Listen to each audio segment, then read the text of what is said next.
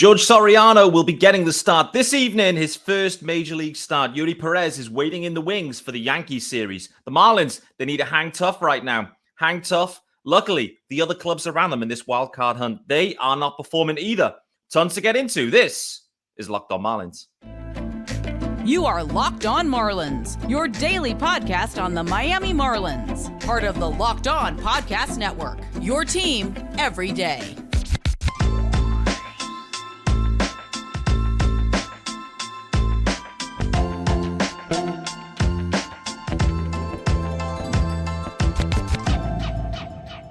Greetings from England. Welcome to Locked On Marlins. This, of course, is your daily Marlins podcast. I'm your host, Peter Pratt. Hit me up at Miami Marlins _UK. If you're listening to the pod, hit subscribe. This, of course, is your team every day. And thanks for making Locked On Marlins your first listen of the day. It's a Saturday episode. Coming at you relatively early. Guys, there is a YouTube channel also. Head on over there. Hit subscribe. If you are watching, we'll see no guest. No guest on a Saturday. I am flying solo on this one. But there's tons to get into, guys. George Soriano announced as the starter for today. I thought it was going to be George Soriano. As soon as they optioned Eddie Cabrera, we've heard Skip Schumacher speaking about George Soriano and A, the way he's pitched, and B, the way that they felt like he could make a few starts if required. And with Eddie Cabrera's struggles, we're in that is required situation. Eury Perez is waiting in the wings. According to Craig Mish on a recent, in his Herald article, but also I think he covered this with Jeremy Taché. The boys getting back for a podcast to dig into the deadline and all the action on that one.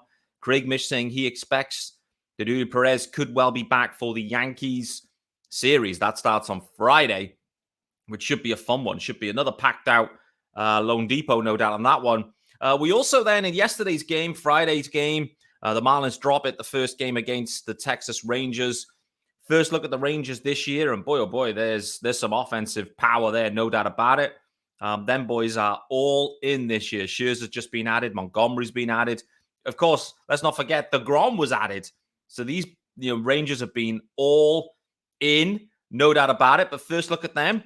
The Marlins got off hot. John Berti equally then got off hot too. But in the end, bit of luck for the Rangers, I would say. They had a couple of little lucky situations with one of those bloop singles where it just drops into no man's land, and then a foul pole, an Oppo foul pole home run. Those ones always sting as well. But overall, the Rangers deserved the win yesterday. They played better. The Marlins offense went to sleep after they started and were kind of hanging tough. Marlins offense went a touch cold, which is a bit disappointing. But yesterday's game, the main thing that stood out, particularly before the game, Avisail Garcia into center field. No Jazz Chisholm in the lineup.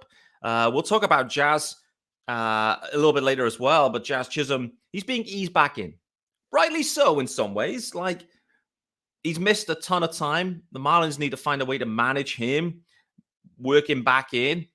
I do wonder what the future holds for Jazz with the Marlins and how they look to try and keep him on the field, because whilst his 11-game hitting streak was snapped yesterday, he didn't end up pinch hitting, but it was snapped.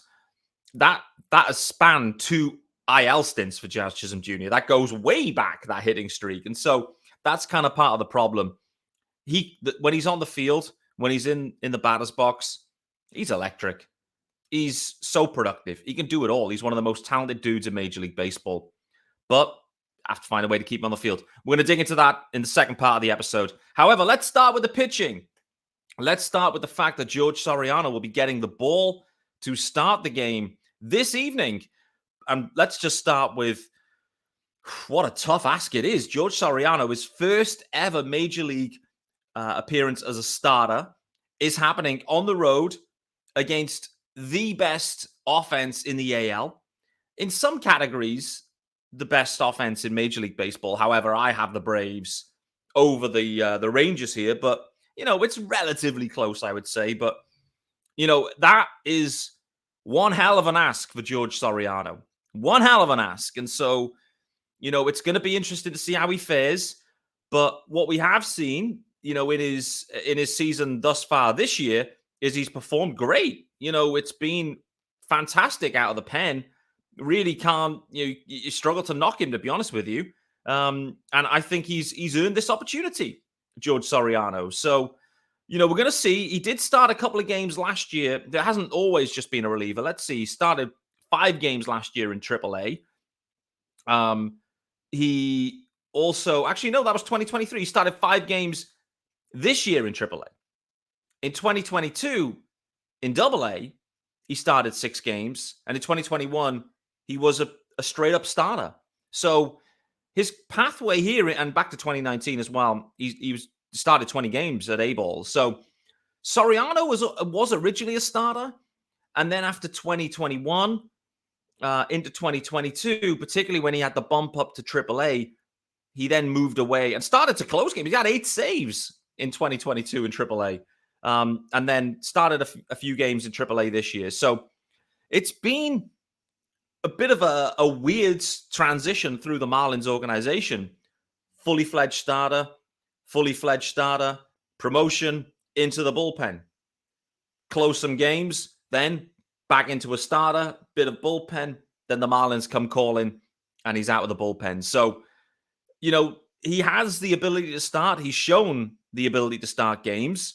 And so we'll wait to see what we get out of George Soriano. How long will he go? I think it's going to be, upper limit of 75 pitches, maybe 80?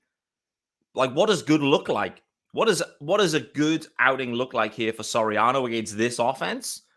I think if he gets through 4, less than 2 earned runs, you got to be happy with that. That's the barometer, I'd say. That's the baseline. But he's shown that he can handle 3-4 innings thus far this year. It has been in relief. Feels different as a starter.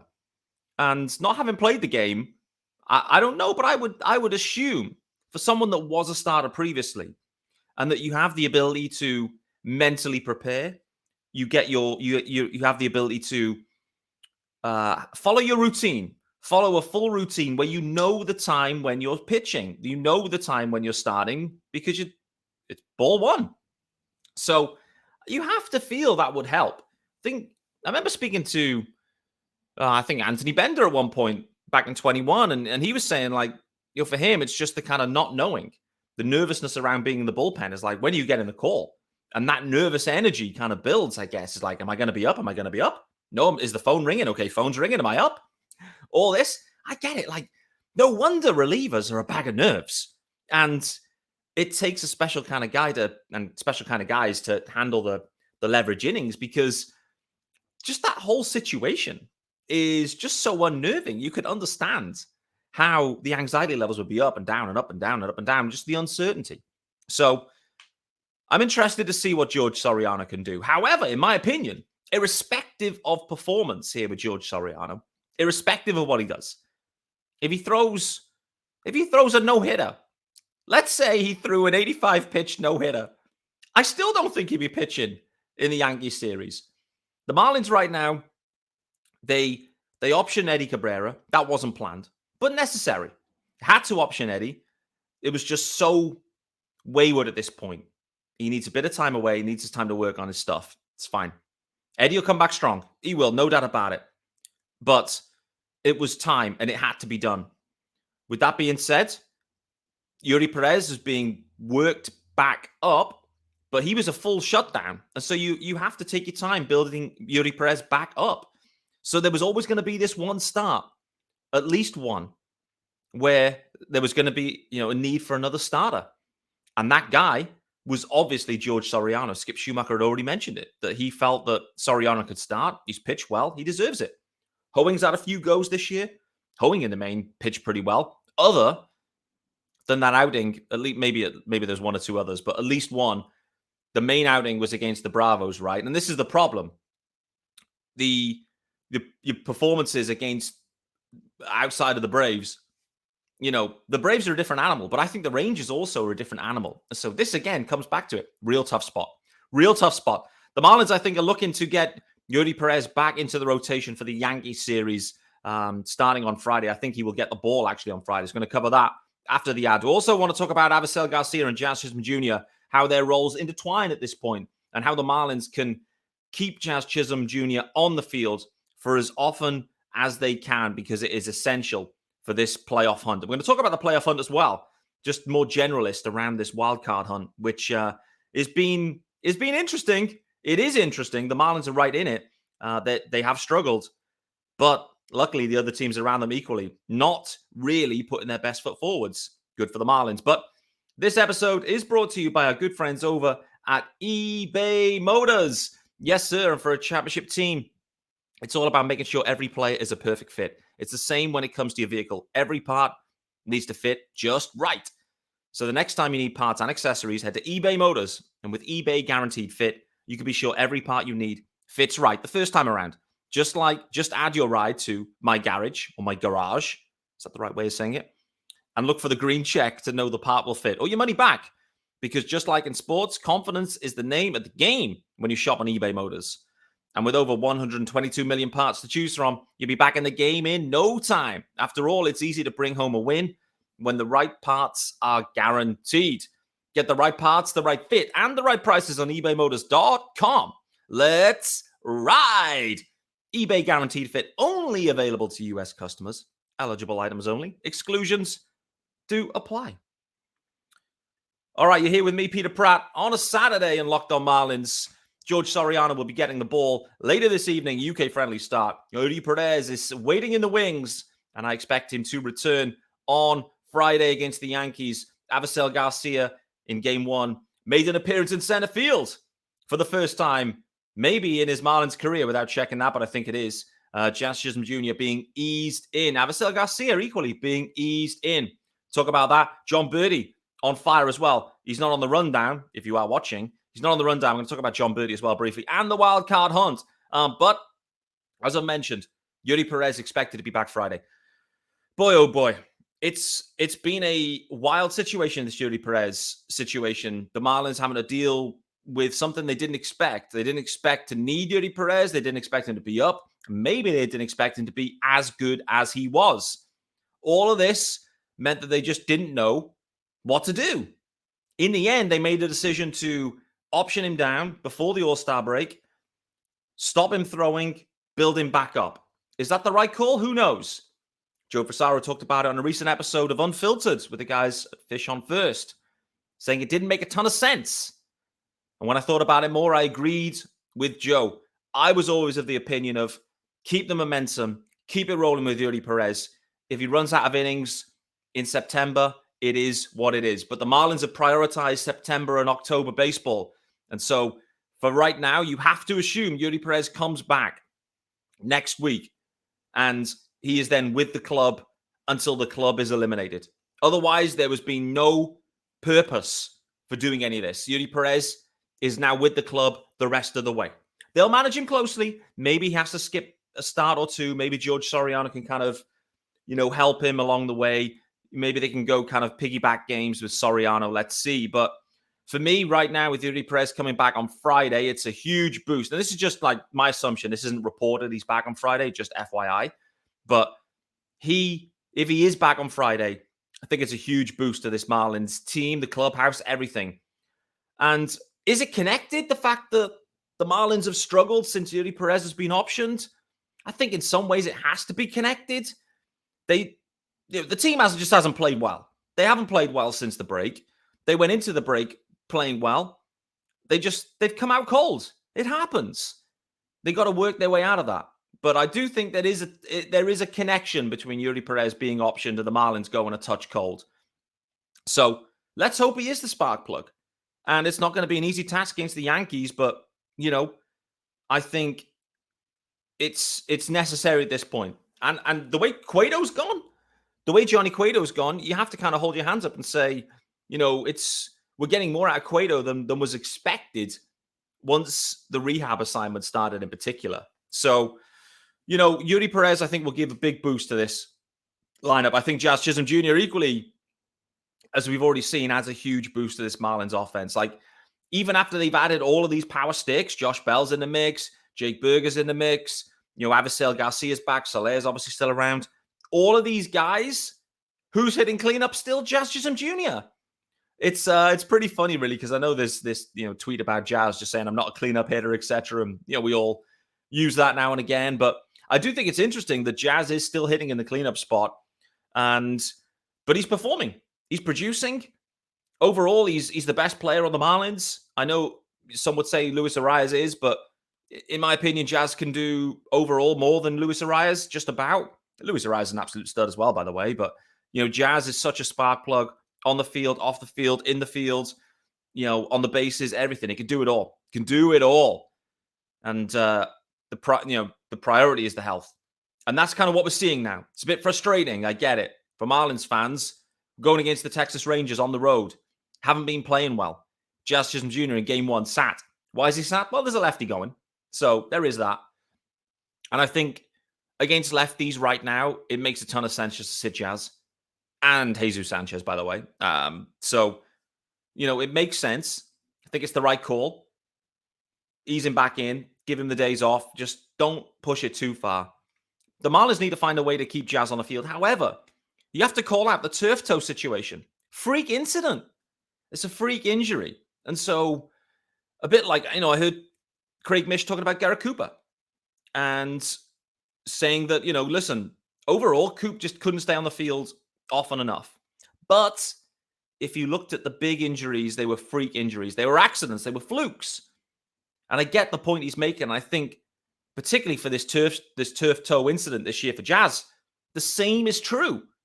The same is true. The Marlins just had a concrete slab exposed in their center field wall. Okay, maybe Jazz, with his lack of experience in center field, maybe didn't have to clatter the wall in that way, and et cetera, et cetera. But overall, the injury was driven by the fact that there was this concrete slab exposed.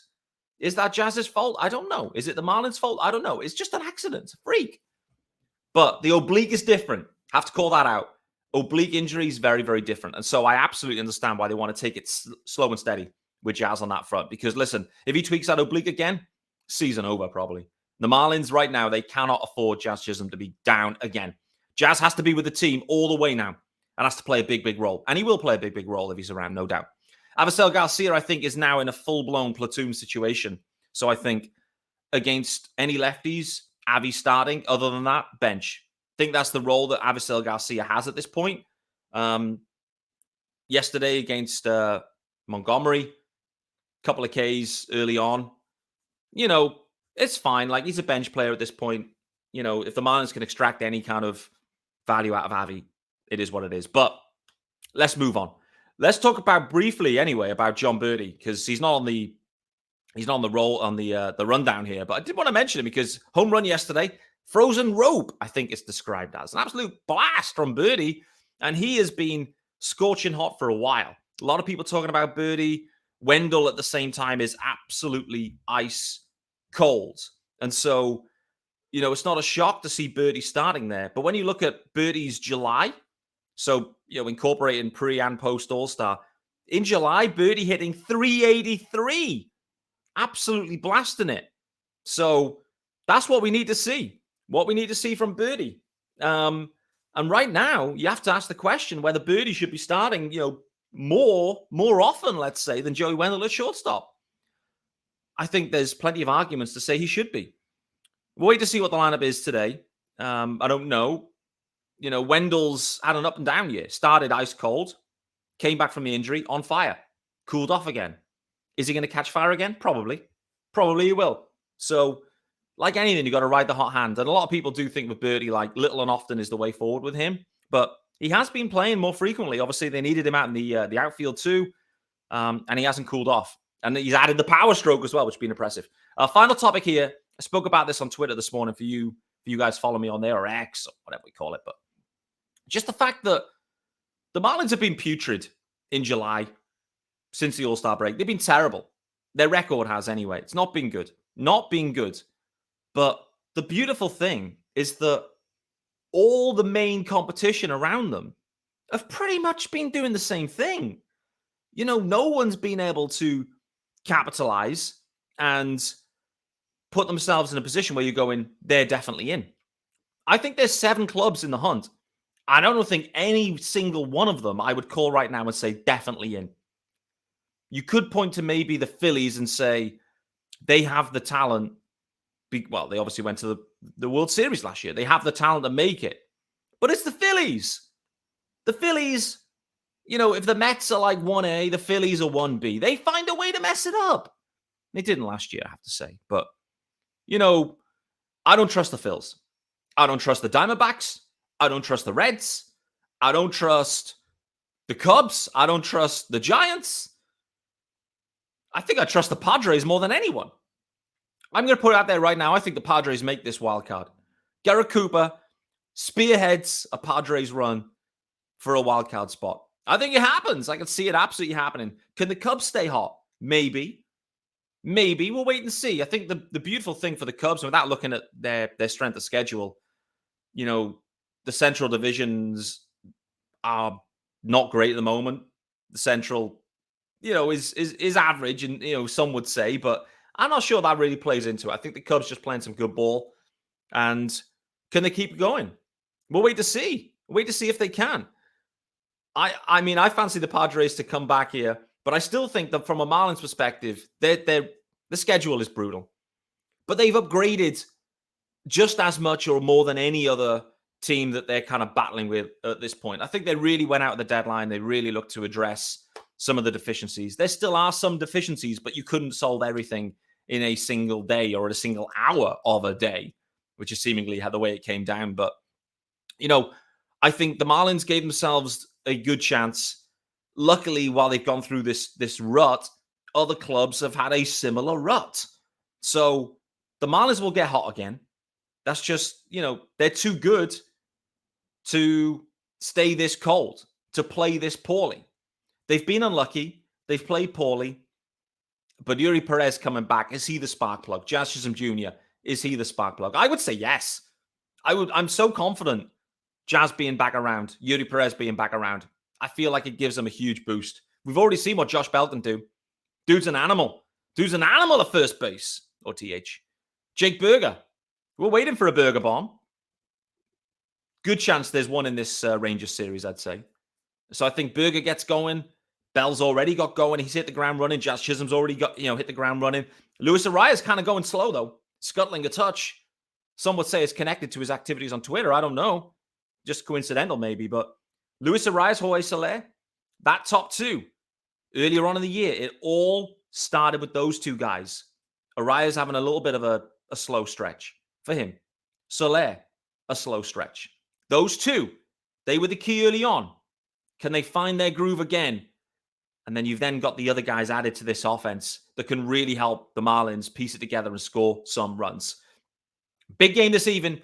Big game and big test for George Soriano. Looking forward to it. I look forward to seeing you guys on Monday.